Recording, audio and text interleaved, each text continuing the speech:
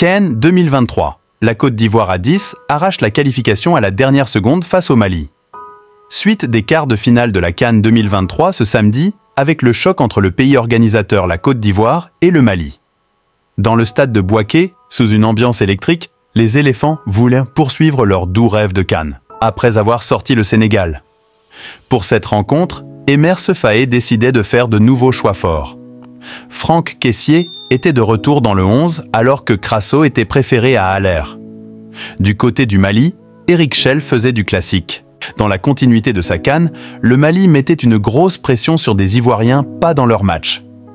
Kosunu, titulaire en défense, semblait complètement dépassé et ne passait pas loin de concéder un pénalty après une grosse main. Heureusement pour lui, le VAR décidait de revenir à une légère position de hors-jeu juste avant. Mais ce n'était que partie remise, car le défenseur du Bayer Leverkusen, dans le duel avec Sinayoko, glissait et offrait un pénalty au Mali. Adama Traoré s'en chargeait, mais voyait son tir arrêté par Yaya Fofana, 16e minute. De quoi peut-être inverser la tendance du match? Pas vraiment au final. La Côte d'Ivoire, juste incroyable!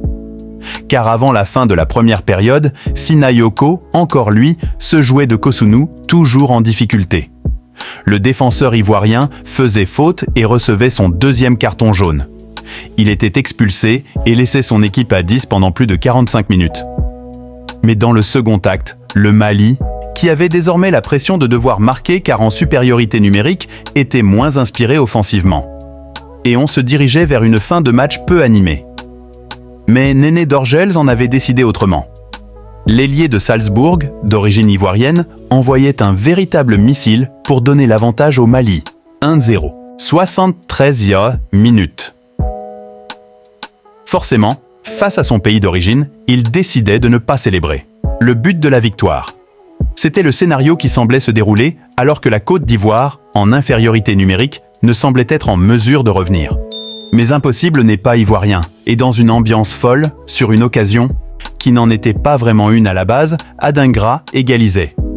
Il profitait d'un gros contre favorable sur une frappe de Seko Fofana pour marquer dans le but vide, 90e minute 1-1. De quoi faire exploser le stade et envoyer son équipe en prolongation.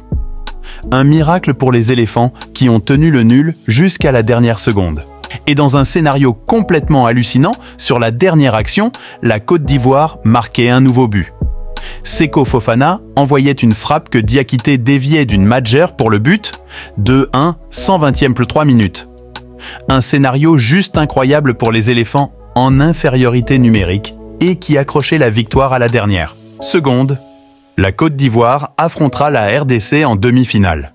Si la vidéo vous est plu, abonnez-vous et activez la cloche de notification pour ne rater aucune de nos prochaines vidéos. Merci et à bientôt pour plus de contenu.